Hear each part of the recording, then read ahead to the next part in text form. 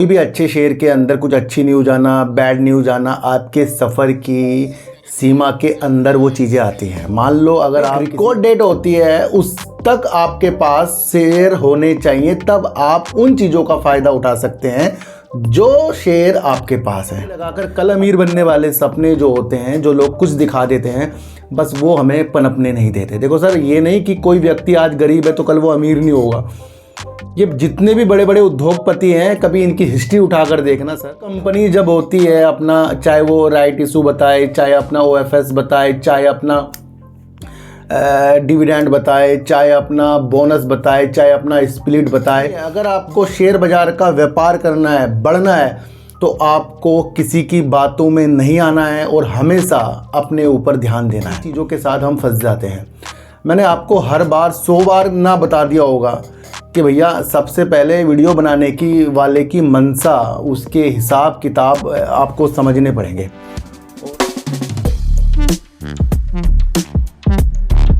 नमस्कार, मैं स्वागत करता हूं आपका अपने ही चैनल पर जिसका नाम है सार्थक बाजार से। आज बात करेंगे NBCC इंडिया की, बात करेंगे NMDC की और बात करेंगे सुजलोन एनर्जी के बारे में। काफ़ी कमेंट आ रहे हैं, सर शेयर गिर रहा है ना।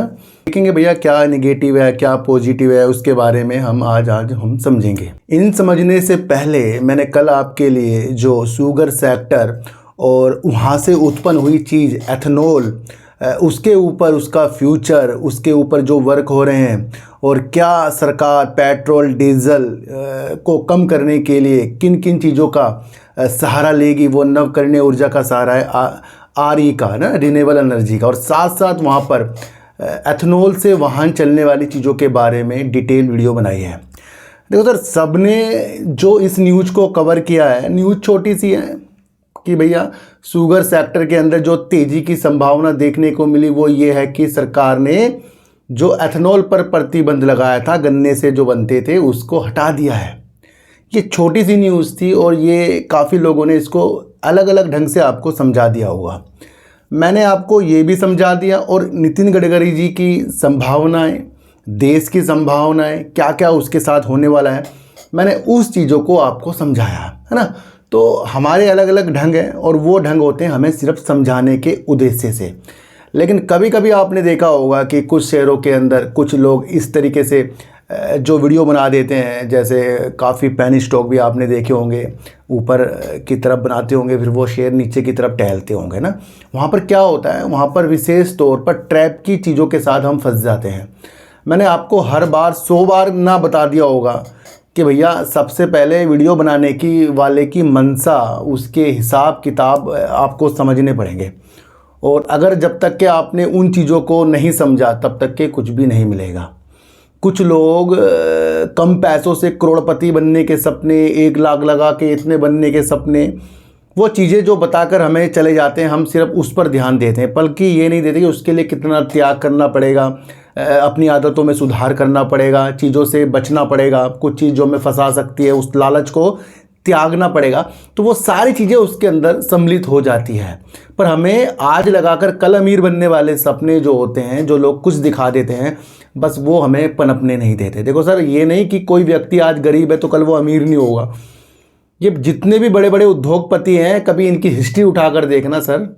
जो आज अडानी जी हैं, है ना, रिलायंस ग्रुप है, तो इनके जो पहले विचारों को समझो ना कि किस स्थिति से अपने को ऊपर ये लाए हैं।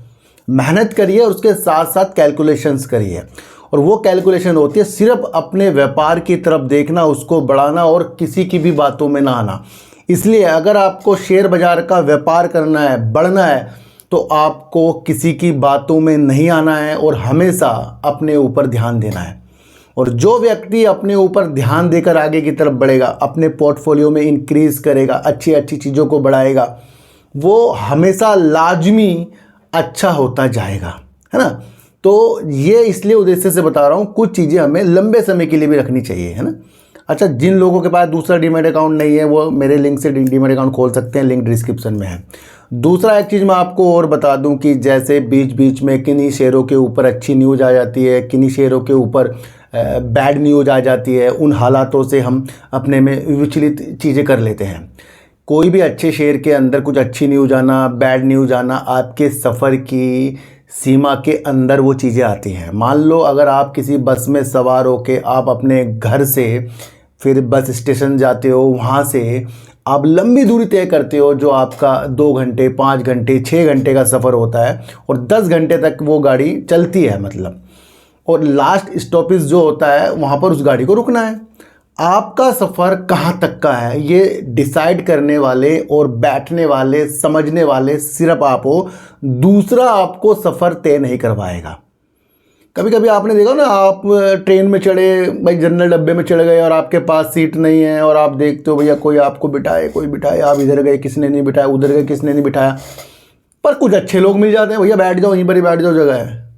या आप बैठे हो, आपने किसी को नहीं बिठाया या आपने किसी को बिठाया, तो वो चीज़ें सिर्फ आपकी हो जाती हैं। इसी तरीके से जो शेयर बाज़ार के अंदर आपका सफ़र होता है, किसी भी शेयर के अंदर अच्छी नीयत के साथ वहाँ पर उतार चढ़ाव आएंगे। आपका सफ़र है, बीच में कुछ बुरे लोग भी मिल जाएंगे, बीच में कुछ अच्छे लोग भी मिल जाएंगे, बीच में कोई हंसी मजाक करने वाले मिल जाएंगे, बीच में कुछ सीरियस लोग मिल जाएंगे। ये एक पार्ट है आपके सफ़र का और एक पार्ट है आपकी गाड़ी का जो आपने शेयर बाज़ार के साथ अपने पोर्टफोलियो के अंदर लगाया है। दूर तक जाओगे, दूर तक बैठना पड़ेगा। इन स्थितियों के साथ आपको आना है। और मैं आपको फिर कह रहा हूँ, मेरा कोई टेलीग्राम, मेरा कोई व्हाट्सएप ग्रुप जहाँ पर मैंने कोई फ़ीस लगा रखी हो, ऐसा कुछ भी नहीं है। और जिनके पास ऐसी रिक्वेस्ट आती है वो बिल्कुल उसे ब्लॉक करें, बिल्कुल रिपोर्ट करें। और ये मैं यहाँ से आश्वासन देता हूँ, भैया मैं इस तरीके का काम करने वाला व्यक्ति नहीं हूँ। मैं आपको पहले भी ये बताकर चलाऊँ।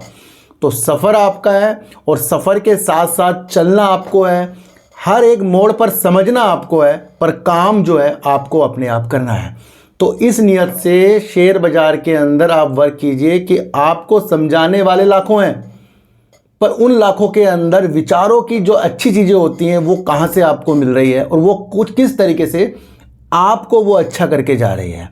तो ये जो गिरावट वाली न्यूज़ आ जाती है, अच्छी न्यूज़ आ जाती है, उस चीज़ को आज हम एक टॉपिक के अनुसार लेंगे और समझेंगे। देखो,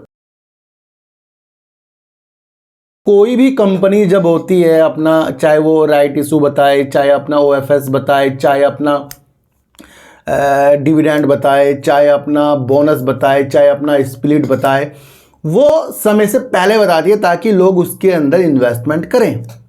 एक रिकॉर्ड डेट होती है, उस तक आपके पास शेयर होने चाहिए, तब आप उन चीज़ों का फ़ायदा उठा सकते हैं जो शेयर आपके पास हैं।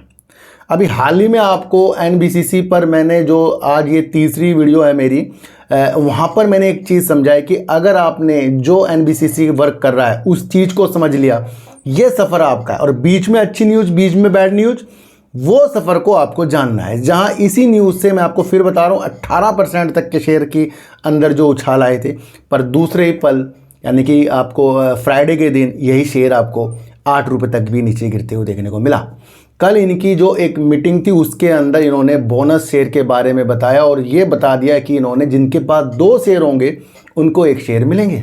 और रिकॉर्ड डेट इसकी है 7 अक्टूबर। तो जब 7 अक्टूबर तक आपके पास एनबीसीसी के शेयर रहेंगे और उस हिसाब से अनुपात में 2 के हिसाब से 1 शेयर मिलेंगे, तो ये चीज़ें सिर्फ आपको नहीं पता है, मुझे नहीं पता है, ये तो कंपनी ने बता दिया है। अब इस कंपनी का साथ आप सिर्फ बोनस के लिए आए हो तो वो भी लाजमी अच्छा नहीं है। आप अच्छी न्यूज़ देखकर किसी शेयर को ले रहे हो, लाजमी ये चीज़ अच्छी नहीं है। आप अगर फंडामेंटल, आप अगर मंशा वर्क करने की, सरकार की रणनीतियों के अनुसार देख रहे हो, तब वो बेस्ट हो जाता है। अगर बोनस मिलना किसी कंपनी के लिए इतना बेहतरीन है तो वो उनके लिए है जो लॉन्ग के हिसाब से चलते हैं। और इतना ही अच्छा मैं आपको बता दूं कि अगर बोनस, डिविडेंड होते तो फिर बोनस मिलने के बाद जब शेयर प्राइस नीचे आता है तो फिर वो व्यक्ति क्यों टेंशन लेते हैं, है ना। कई शेयरों में आपने देखा होगा, छोटे छोटे शेयरों में भी आपने देखा होगा कि बोनस मिल जाता है, स्प्लिट हो जाता है, फिर लोग फंस जाते हैं उसके अंदर।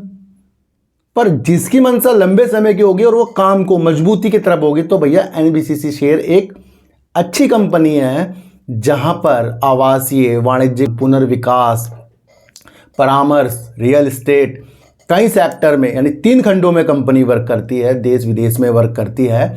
और आने वाला समय आपको पता ही है कि कितना ज़्यादा रियल एस्टेट पर चलने वाला है, इंफ्रास्ट्रक्चर पर चलने वाला है, ये आप सबको पता है। तो बोनस सिर्फ आपके कदमों को शेयर खरीदवाने के लिए नहीं होता है। बोनस का मकसद होता है कि कंपनी अपने ऊपर आकर्षित करके आपको दूर तक जाने के लिए प्रेरित कर रही है। तो ये वो माध्यम है जिस माध्यम को मैंने आपके बस से आपके एंड के बस तक, स्टॉपेज तक जो चीज़ें उतार चढ़ाव वाली होती हैं वो मैंने आपको समझा दी है।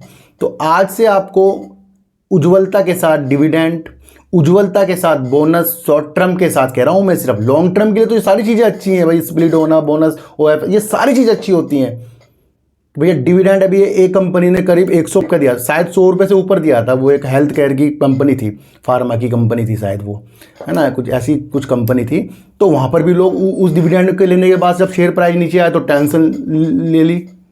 क्यों ले ली फिर? तो हमने उस कंपनी के काम नहीं समझे।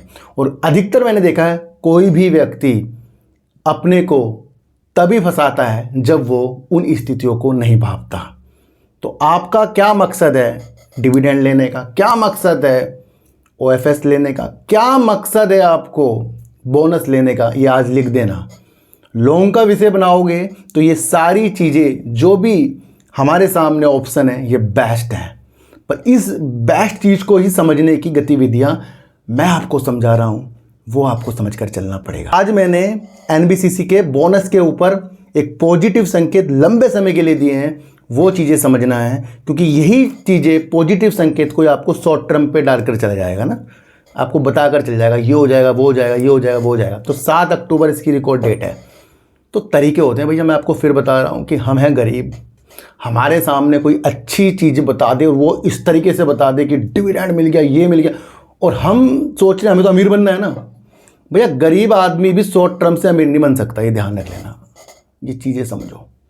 लॉन्ग टर्म के हिसाब से अगर आपकी विशेषताएं हैं कैलकुलेशंस वाली, तो तब जाकर आप उसमें अच्छे बन पाओगे, वरना नहीं बन पाओगे। कि आपको कोई कह दे भैया बोनस आ रहा है, स्प्लिट हो रहा है, ये हो रहा है, वो हो रहा है, और आपको प्रेरित करे खरीदने के लिए, है ना। तो कंपनी के वजूदों के साथ अगर आगे जाओगे तो बहुत बेस्ट कंपनी ये आपको लगती है दूर के लिए। और किसी को भी खरीदने बेचने की सलाह नहीं। ये तो मैंने इसलिए बताया कि लोग कह रहे सर बोनस आ रहा है क्या करें, मैं तो भाई समझा दिया। लॉन्ग टर्म तो अच्छा ही होता है। दूसरा एक और बात करूंगा, एक सफ़र के बीच में जो आपने सफ़र तय किया उसके अंदर फिर कोई एक निगेटिव न्यूज़ जो आ जाती हैं उसको भी आपको समझना पड़ेगा। मैं बात कर रहा हूँ एनएमडीसी, जो एक खनन कंपनी है जो हीरे के साथ साथ लोहे आयस्क और पवन ऊर्जा की बिक्री और उत्पादन करने में लगा हुआ है। एनएमडीसी अच्छी कंपनी है। अगर कंपनी का मैं सेल्स देखूं बेस्ट है, प्रॉफिट देखूं बेस्ट है, कैश फ्लो देखूं बेस्ट है, रिजर्व देखूं बेस्ट है, शेयर होल्डिंग पैटर्न देखूं बेस्ट है। तो खनन कंपनी एनएमडीसी का फंडामेंटल मजबूत है। दूसरा आपको समझना पड़ेगा, अभी कुछ हफ्ते पहले जो एक निगेटिव न्यूज़ खनन कंपनियों के लिए आई, जहां पर टाटा स्टील के साथ साथ एनएमडीसी भी उल्लेख हो रहा था। क्योंकि राज्य, जो भी राज्य होते हैं जहां से कंपनी खनन करती है, तो उनको रॉयल्टी और कर के रूप में कुछ चीज़ें होती हैं, हिसाब किताब, उसके ऊपर एक न्यूज़ निकल कर आई थी, जहां पर कंपनियों के ऊपर कोर्ट के द्वारा ये एक आदेश जारी किया गया था कि 2005 से जो रॉयल्टी और कर था वो वसूलने के लिए चीज़ें की गई हैं और वो पक्ष में आ गई है राज्य सरकार के लिए। तो यहाँ से 2005 से एक जो भी रॉयल्टी और टैक्स होगा वो देना पड़ता खनन कंपनियों करने वाले को। तो वो एक निगेटिव न्यूज़ आ गई थी, सफ़र में आ गई ना निगेटिव न्यूज़। और वो शुरू कब से होता देना? 12 किस्तों में, और वो भी 1 अप्रैल 2026 से। अभी 25 नहीं आया, 26 से होगा वो। तो ये भी न्यूज़ एक साथ आई थी कि एक बड़ा मसला जो पुराना चल रहा था वहाँ पर कंपनियों के पक्ष में चीज़ें नहीं आई, राज्य सरकारों के पक्ष में चीज़ें आई जहाँ की ये खनन करते थे। तो ये भी एक आपके सामने चीज़ें आ गई थी। दूसरा एक चीज़ मैं आपको और बता दूं, अभी एनएमडीसी के ऊपर एक न्यूज़ और निकल कर आई है, जहाँ पर छत्तीसगढ़ के दांतावाड़ा जिला के प्रशासन ने एनएमडीसी के ऊपर करीब 1620.5 करोड़ रुपए का जुर्माना लगा दिया है। यहाँ तक के तो बात समझ में आ रही है ना। कि छत्तीसगढ़ के दंतेवाड़ा के प्रशासन ने 1620.5 करोड़ रुपए का जुर्माना लगा दिया गया है और इसे भरने के लिए एनएमडीसी को 15 दिन का समय दिया है। जब किसी कंपनी के लिए समय निर्धारित हो जाए तो ये तो 15 दिन हो गए हैं, तो ये क्या लग रहा है, ये आपको एक निगेटिव न्यूज़ लग रही है। क्यों लग रही है? क्योंकि ये जो जुर्माना लगाया गया है, ये जो बताया गया है, ये उसलिए लगाया गया है कि खनन के नियमों का उल्लंघन करने के लिए 1620.5 करोड़ रुपए का दंतेवाड़ा प्रशासन की तरफ से ये जुर्माना लगा दिया, जो 15 दिन के अंदर भुगतना है। अब इसके ऊपर एनएमडीसी ने कह दिया भैया जो भी ये जुर्माना लगाया गया है, ना तो स्थितियों को भांपकर, परिस्थितियों को भांपकर, ना तथ्य को जानकर, ना मामले को समझकर ये चीज़ें की गई हैं, जो एक औचित्य नहीं है, जो एक उन्हें सही नहीं लग रहा है ये। तो जब मामले की चीज़ों के बारे में इन्होंने बता दिया कि भाई जांचे बिना ही ये चीज़ें की गई हैं, ये एनएमडीसी कह रहा है, तो एनएमडीसी ने इसके ऊपर अपना स्पष्टीकरण दिया है। फिर भी एक ये न्यूज़ है जहां पर इस न्यूज़ के ऊपर ही लिखा है कि मंडे के दिन ये इफेक्ट डाल सकता है। तो यहाँ मैं आपके लिए एक सफ़र के दौरान एक निगेटिव न्यूज़ बताई है जो एनएमडीसी के ऊपर आई है। यहाँ पर एनएमडीसी ने भी कह दिया भैया, स्पष्टीकरण दे दिया है। तो देखते हैं भैया मंडे के दिन इसके अंदर होता क्या है। तो ये जो वो सफ़र होते हैं जहाँ से न्यूज़ निगेटिव पॉजिटिव आती है, वो मैंने आपको समझा दिया। अब बात करेंगे सुजलोन एनर्जी के बारे में। देखो सर, सबसे पहले 1 लाख करोड़ रुपए वाली ये कंपनी, मार्केट कैप वाली कंपनी है, ये आपको बहुत पहले ही पता लग गया था। दूसरा, काफ़ी लोग इस वजह से शेयर के अंदर देख रहे हैं, काफ़ी चार्ट के एनालाइज करने वाले व्यक्तियों ने या समझदारी के साथ हमें बताने वाले व्यक्तियों ने कहा था कुछ प्रॉफिट इसके अंदर से बुक कर लेना चाहिए। ये भैया मैं नहीं कह रहा हूँ, ये न्यूज़ में था। और एक विश्लेषक ने तो ये भी कहा था कि 70 से 71 रुपये नीचे आते ही इस शेयर से एग्जिट कर लें। अब इन दोनों न्यूज़ के अलावा कोई और निगेटिव न्यूज़ मुझे इसके अंदर देखने को नहीं मिली। और ये भी न्यूज़ जो है ये सिर्फ हमें समझाने के लिए है। मैं आपको इतनी सी एक बात बता दूं, तो इन दो न्यूज़ से आप रूबरू हैं। अब स्थितियों को हम समझेंगे कि सुजलोन एनर्जी का जो शेयर है, काफ़ी कम दिनों में आपको 84 रुपये 40 पैसे का हाई लगाते हुए देखने को मिला और 21 रुपये 7 पैसे लो है। आज कंपनी का शेयर अपने हाई से करीब 75 रुपये पर है और करीब करीब अपने हाई से जो है 8 रुपये 60 पैसे करीब नीचे है। जिस शेयर को 21 रुपये से हमने 84 रुपये तक देखा, उसी शेयर को हमने उसके हाई से यानी 84 रुपये करीब के हाई से उसे 75 रुपये में यानी कि 8 रुपये 60 पैसे के गैप में देखकर उससे हमने टेंशन ले ली। भैया थोड़ा सा आपको ये भी कैलकुलेशन करनी पड़ेगी कि ये शेयर एक साल में 21 रुपये 70 पैसे से 84 रुपये 40 पैसे तक गया। और अगर इसका हम लो से 21 रुपये 75 रुपये करीब का जो भी इसका स्टैम्प शेयर प्राइस चल रहा है, तो वहाँ से भी अभी ये अपने लो से 54 रुपये ऊपर है और अपने हाई से और आज के प्राइस से शेयर 8 रुपये नीचे है। तो ज़्यादा कहाँ पर बढ़ा हुआ है भैया? अपने लो से बढ़ा हुआ है। जब कोई शेयर अपने लो से 54 रुपये ऊपर हो और अगर ये 84 से लगाएं तो काफ़ी ऊपर हो, तो वहाँ से अगर ये 8-9 रुपये क्या करेक्शन नहीं दिखाएगा, तो फिर प्रॉफिट बुकिंग की चीज़ें हमें समझ में कैसे आएगी? मेथड को अगर जो व्यक्ति समझता जाएगा भैया वो आगे बढ़ेगा, वरना एक ही सीध पर शेयर को देखकर चलना धोखे हो जाएंगे। भैया मैं आपको खरीदने बेचने वाली चीज़ें नहीं बता रहा हूँ, मैं तो वो बता रहा हूँ जो आपके सामने है, तो वो चीज़ हमें समझनी पड़ती है। तो आप देख रहे हो ऊपर से नीचे गिर गया, दूसरा कोई टारगेट दे रहा है 71 से 70 रुपये से नीचे आएगा और नीचे गिर जाएगा, एग्जिट करने के लिए बोल रहे हैं। किसी ने बताया कि भैया अपना प्रॉफिट बुक, ये न्यूज़ सारी पुरानी हो गई हैं। उसके अलावा निगेटिव न्यूज़ क्या है कि ये तब भी 1 रुपये करीब का आपको इसने शुक्रवार के दिन गिर के दिखाया। तो भैया प्रॉफिट बुकिंग का भी एक नाम होता है, वो चीज़ें आपको समझनी चाहिए। और अगर आप देख रहे हैं कि ये काफ़ी नीचे गिर गया, तो फिर आप इसका लो भी देख लो, 21 रुपये करीब से ऊपर उठाया ही है। तो वो आपको वजूदों के साथ आने, आपको एक चीज़ें समझनी है कि जब तक के 2030 के लक्ष्य नहीं आपको समझ में आएंगे, तब तक ये उतार चढ़ाव तो आपको भ्रमित करेंगे, आप ये समझना। और ये मैं नहीं कह रहा हूँ कि ये शेयर आपको खरीदना है, क्योंकि ये शेयर मेरे पास तो खुद ही नहीं है। मैं आपको बता रहा हूँ चीज़ें जो लोगों ने मेरे से पूछा। दूसरा, अगर इसका हम सेल्स देखें तो कंपनी ने साल दर साल सेल्स में भी ग्रोथ की है। 2022 करोड़ की सेल्स है और 302 करोड़ का प्रॉफिट है। तो प्रॉफिट और सेल्स कंपनी की ग्रोथ में है, ये आपको समझना है। रिजर्व की अगर मैं बात करूं तो कंपनी के पास रिजर्व जो है इस मार्च 2024 में प्लस में आया है, जो करीब 1199 करोड़ रुपए का है। तो इससे पहले 1355 करोड़ रुपए माइनस में था मार्च 2023 में। तो कंपनी के पास जो काफ़ी सालों से रिजर्व माइनस में चल रहा था वो प्रॉफिट में आया है, यानी कि प्रॉफिट ऐड हुआ है ना, बना हुआ है इनके पास रिजर्व प्लस में आया है। तो 1199 करोड़, तो ये एक इसकी मजबूती स्थिति दिखा रहा है। दूसरा, इसकी अगर हम बात करें इसका कर्जे के ऊपर, तो वो भी चीज़ें हमें समझनी पड़ेगी। तो कंपनी के पास मात्र 150 करोड़ रुपए का उधार है, जो ये देखने को मिल रहा है कि मार्च 2014 से इनके पास 17,059 करोड़ रुपए का उधार था, जो मार्च 2024 में भैया 150 करोड़ है। तो कंपनी क्या है, अपने कर्जे को भी उतार रही है, रिजर्व को बना के रख रखी है ना। तो वो भी चीज़ें इसके अंदर सही है। अच्छा, शेयर होल्डिंग पैटर्न इसका थोड़ा सा निगेटिव लग रहा है, क्योंकि वहाँ पर प्रमोटरों ने अपनी कुछ हल्की सी हिस्सेदारी घटाकर करीब 13.27% की है, जो जून 2024 में है। और एफआईज बढ़ रहे हैं 21.53%, डीआईज बढ़ रहे हैं जो 9.17%, और पब्लिक देखो भैया कितनी है कंपनी के 1.03% है ना। तो शेयर होल्डिंग पैटर्न थोड़ा सा कमज़ोर, रिजर्व और उधार वाली चीज़ें ये मजबूत दिखा रहा है, सेल्स और प्रॉफिट वाली चीज़ें कंपनी मजबूत दिखा रही है।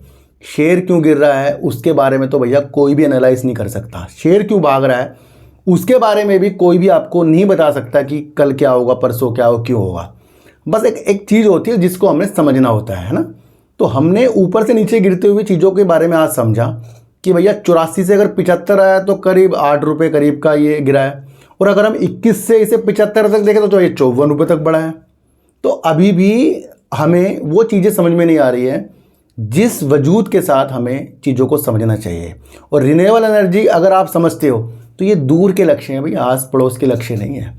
और जो बार बार से प्रॉफिट बुकिंग करने वाली या किसी के टारगेट वाली वीडियो आती है या न्यूज आती है, तो उन स्थितियों को भी आपको भापना है। तो यहाँ कई बार भी आपको नहीं कह रहा हूँ खरीदने बेचने के लिए, चीज़ों को मैंने आपको समझाया। ये चीज़ें आपको कैसी लग रही हैं एक बार कमेंट कर देना। तो एनएमडीसी के ऊपर एक सफ़र के बाद फिर से शुरू हुआ निगेटिव असर, जो ये 1620.5 करोड़ का है। अब देखते हैं, क्योंकि स्पष्टीकरण तो एनएमडीसी ने दे ही दिया है, ये चीज़ें हमें समझनी पड़ेगी। अगर बोनस की वजह से हम किसी भी शेयरों के अंदर अपनी प्रतिक्रिया को बहुत अच्छा करें, तो वहाँ पर अपनी प्रतिक्रिया को फिर उसके काम के हिसाब से भी दूर तक की चीज़ों के साथ हमें समझना चाहिए। तो ये भी एक पार्ट हो गया आपके सफ़र का।